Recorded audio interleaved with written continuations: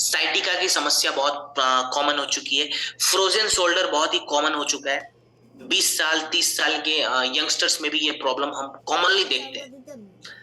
Osteoarthritis के बारे में बताऊं, सो ऑस्टियोआर्थराइटिस 23 मिलियन इसके पेशेंट थे 1990 तक, और 62 मिलियन इसके पेशेंट 2019 तक हो गए थे।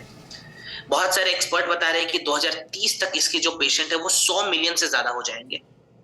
रीजन अगर मैं बताऊं तो साइंटिफिक रीजन, मॉडर्न साइंस कहता है कि ओबेसिटी सबसे बड़ा रीजन है, माने मोटापा।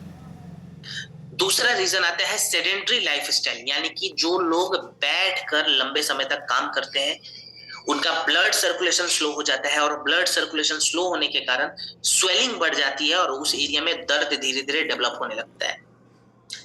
आयुर्वेदा कहता है यहाँ पे कि अगर किसी को हड्डी से जुड़ी हुई कोई बीमारी है तो उस इंसान का वात दोष और कफ दोष सबसे ज्यादा बढ़ा हुआ रहेगा। अब यहाँ पे वात बढ़ता है तो क्या होता है, हमारे शरीर में वायु का प्रभाव बढ़ जाता है, माने ड्राइनेस बढ़ने लगती है। ड्राइनेस बढ़ेगी तो होगा क्या, हमारे जो भी कार्टिलेज है वो सूख जाएंगे, ठीक है, हड्डियां चटकने की आवाज आती है, फ्लेक्सिबिलिटी हमारी कम हो जाती है और उस एरिया में दर्द और जलन बढ़ जाता है। दूसरा यहाँ पे कफ का प्रभाव भी बढ़ता है। अब अगर कफ बढ़ेगा तो क्या होगा, हमारे शरीर में सबसे पहले ब्लड सर्कुलेशन स्लो हो जाएगा। ब्लड सर्कुलेशन स्लो हुआ, उस एरिया में स्वेलिंग होगी, स्वेलिंग होती है वहां पे दर्द बढ़ जाएगा, जो कि गठिया में कॉमन चीज हो जाती है। गठिया में ब्लड सर्कुलेशन भी स्लो होता है और स्वेलिंग भी बढ़ जाती है।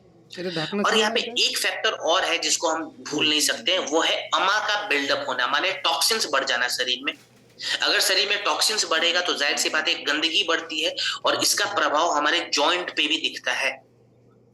तो इन फैक्टर्स को देखते हुए हम ऑर्थोडॉक का इस्तेमाल कर सकते हैं, जो कि हमें जॉइंट पेन से बहुत ही शानदार तरीके से रिलीफ दिलाता है। प्लस एक काम और करेगा ऑर्थोडॉक, इसके कोई साइड इफेक्ट नहीं है, बिकॉज ये कोई पेन किलर नहीं है।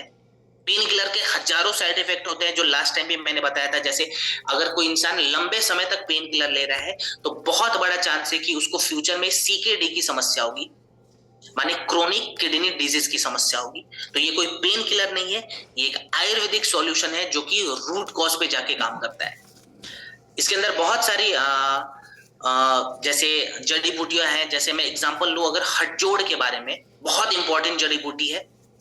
हटजोड़ पे एक रिसर्च किया गया था 2006 में, जो कि जर्नल ऑफ फार्माकोलॉजी ने करवाया था। उस रिसर्च में यह पाया गया कि हटजोड़ ऑस्टियोपोरोसिस में सबसे अच्छी जड़ी बूटी मानी गई। ऑस्टियोपोरोसिस में बेसिकली होता क्या है, हमारी जो हड्डियां होती है उनके अंदर छोटे छोटे छेद हो जाते हैं और वहां से कैल्शियम निकलना शुरू हो जाता है, इंटरनल क्रैक्स बढ़ जाते हैं। उस क्रैक्स को बढ़ने के लिए हटजोड़ सबसे अच्छी जड़ी बूटी मानी गई। प्लस हटजोड़ का एक और काम है कि हटजोड़ हमारे हड्डियों को बाइंड करने के लिए जो लिगामेंट चाहिए उस लिगामेंट को भी मजबूत करता है। देन इसके अंदर हमने ऐड करा हुआ है सलाकी। सलाकी क्या करता है, इसके अंदर एंटी इंफ्लेमेटरी प्रॉपर्टीज होती है। तो जो स्वेलिंग बढ़ जाती है, खास करके गठिया में जो स्वेलिंग बढ़ जाता है कफ दोष बढ़ने के कारण, उस स्वेलिंग को ये कम करता है। देन हमने ऐड करा हुआ है करक्यूमिन। करक्यूमिन का क्या काम है, ये वायु के प्रभाव को कम करता है, यानी कि जो कार्टिलेज सूखने लग जाते हैं, ठीक है, उस कार्टिलेज के हेल्थ को बढ़ाता है। और देसी भाषा में बताऊं तो ये घुटने में जो लोग कहते हैं ना कि ग्रीस की कमी आ गई, उस ग्रीस को ये बेसिकली बढ़ा रहा है। निर्गुंडी सर्कुलेशंस को इंप्रूव करता है, तो मस्कुलर स्टिफनेस को भी कम कर देगा। खास करके गठिया में आपने देखा होगा जॉइंट ठीक से मूव नहीं हो पाता, तो उस मस्कुलर स्टिफनेस को कम करके ये सर्कुलेशंस को बढ़ाता है। और लास्ट में इसके अंदर हमने एलोवेरा भी ऐड करा है। एलोवेरा का क्या काम है, ये हमारे सेल्स को रिवाइव करेगा, जो कोशिकाएं होती है उनको रिवाइव करेगा, टिश्यूज को रिपेयर करेगा, और जो शरीर के अंदर टॉक्सिन्स बिल्डअप हो गए हैं, जो कचरे हमारे शरीर के अंदर है, उन कचरों को बाहर निकालेगा। क्लियर? सो इसका इस्तेमाल कैसे करना है और इसके साथ साथ हम और क्या एक्स्ट्रा चीजें कर सकते हैं। तो सबसे पहले डोज 20 से 25 ml ऑर्थोडॉक, ठीक है, 1 कप गुनगुने पानी में मिलाएं। खाना खाने के बाद दिन में 2 बार लेंगे, ब्रेकफास्ट और डिनर के बाद लेना है। क्लियर? देन कितने समय तक लें, तो 3 महीने यानी कि 90 डेज का एक प्रोटोकॉल हमें मेंटेन करना है कि मेरे को 90 दिनों तक लगातार प्रोडक्ट देना है। इसके साथ और क्या कर सकते हैं, तो खाने पीने में सबसे पहले तो ठंडा सामान, खट्टा सामान बंद करना है।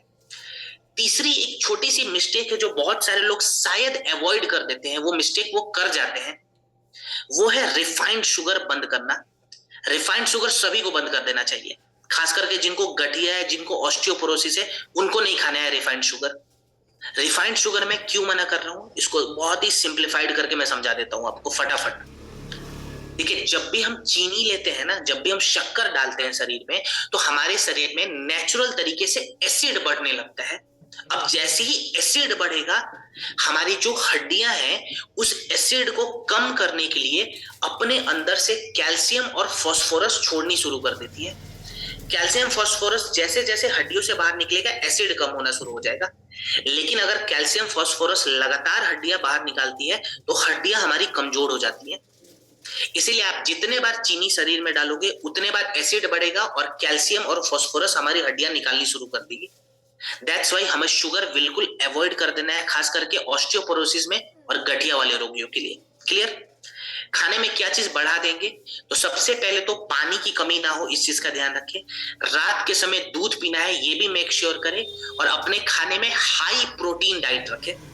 नॉनवेज खाते हैं तो एग चिकन वगैरह खा सकते हैं, वेज खाते हैं तो आप पनीर ले, सोयाबीन भी खा सकते हैं। सोयाबीन रात को नहीं खाना है, इस चीज का ध्यान दें, खाली दिन में खाना है। इसके अलावा आप राजमा वगैरह ये सभी चीजें ले सकते हैं। ठीक है, प्रोटीन रिच डाइट लेना है बेसिकली। और सुबह सुबह हमें सूक्ष्म व्यायाम का अभ्यास करना है। तो सुबह धूप में बैठ जाए और अपने जहां भी जॉइंट पेन पे जहां भी दर्द है वहां पे जेसी ऑयल को थोड़ा सा अप्लाई करें और सूक्ष्म व्यायाम करें, माने रोटेशंस वाले जो मूवमेंट होते हैं वो चीजें हमें अभ्यास करनी है मॉर्निंग में 10 से 15 मिनट के लिए। क्लियर? चलिए अब बात करेंगे हम ब्रेन डॉग प्रवाही को बात पे, जो कि हमारे ब्रेन के फंक्शंस को इंप्रूव करने वाला